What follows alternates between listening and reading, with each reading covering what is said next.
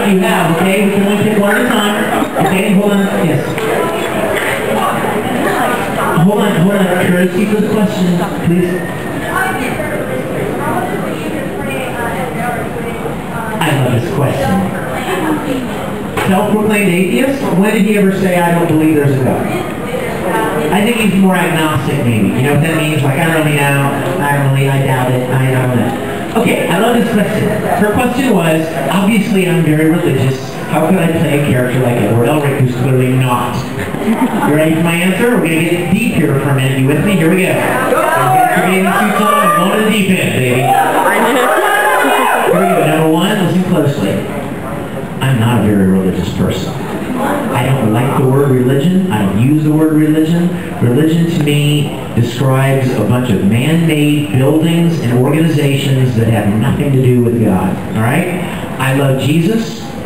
I love God. He has blessed me and saved me, and that's all I care about. I don't call myself any particular religion. I don't spout a bunch of mumbo jumbo. All I know is very simply, I believe the Bible is God's Word. I believe Jesus is who He said He was, and I try to live my life in a way that pleases God.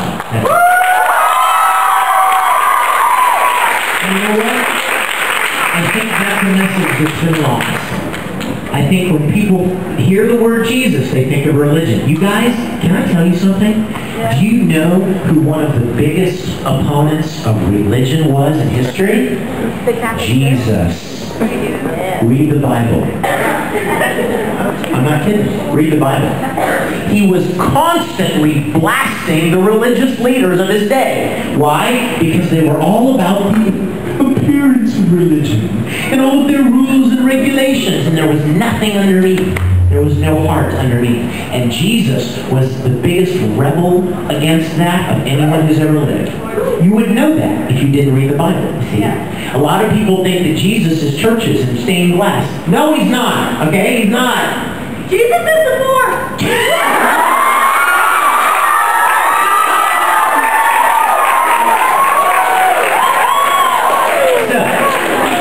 First part of the question, I don't consider myself a religious person. My faith is exactly as I expressed it to you, and that is it. But Edward Elric is not such a person.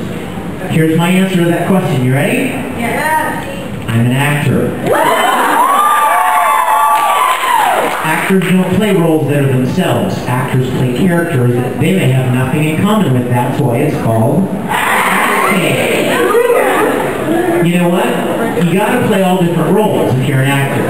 Even in church plays, somebody's got to play Judas. Am I right?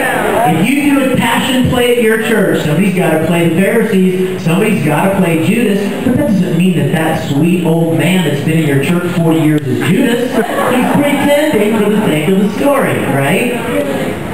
I do not have the same feelings that Ed does, but you know what, having said that, and I'm sorry because we're out of time. I want to sing the song for you if you want me to. Let me finish answering this question.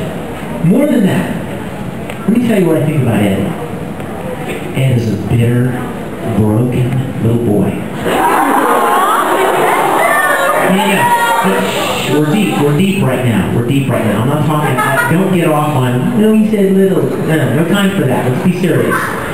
Ed, you imagine this. Imagine being a 9-year-old boy whose father abandoned you, whose mother dies, and you try to bring her back and you just about kill, can we turn that down? You just about kill your only surviving relative, your little brother, who you probably should be looking out for.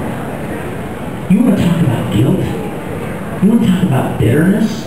How many of you have known somebody who lost a loved one, maybe yourselves? What do? Shake their fist at God. Am I right? At some point, they're like, why did you let this happen? Am I right? Yeah. Where are you? Am I right? It's normal. That's normal. That's our humanity, our inability to understand these kind of things. That's Edward Elric. He doesn't get it. He doesn't understand this kind of loss and tragedy. So what does he do? you better just pick up an alchemy book because we're the closest things to God there are. Now, when I recorded that line, I was like, ooh. That's not me. But 7 or 8 episodes later, can we fast forward to the episode with Barry the Chopper? He doesn't think he's a god. He's just full of rage and bitterness and loss and anger and frustration. I don't begrudge him for lashing out like that, but that's part of the process. And that's one of the reasons a lot of people identify with Full Metal Alchemist and these characters, because they have all these tragic issues that they have to get through. So I have no problem playing a character like that, because it's not me. I know where my faith is, but I understand that there are people that can identify with that, and I have no problem playing a character that struggles with things like that. So shall we end with a song? Okay. It starts off the top. Now, where's the level on the track? Where's the track coming in here? So you can't. There's going to be a tape here somewhere. See it somewhere? Here, tape. Play again. No, so that's the problem. See that? Okay, hold on. Bear with us 1 second, guys. See what's happening. You ready? Stand by.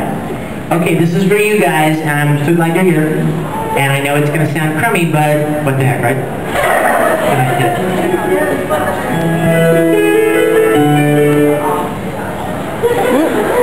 Yeah. Darkness so bright you can through the sadness take your mind and become the wings that pierce the veil, spreading strong and true tonight.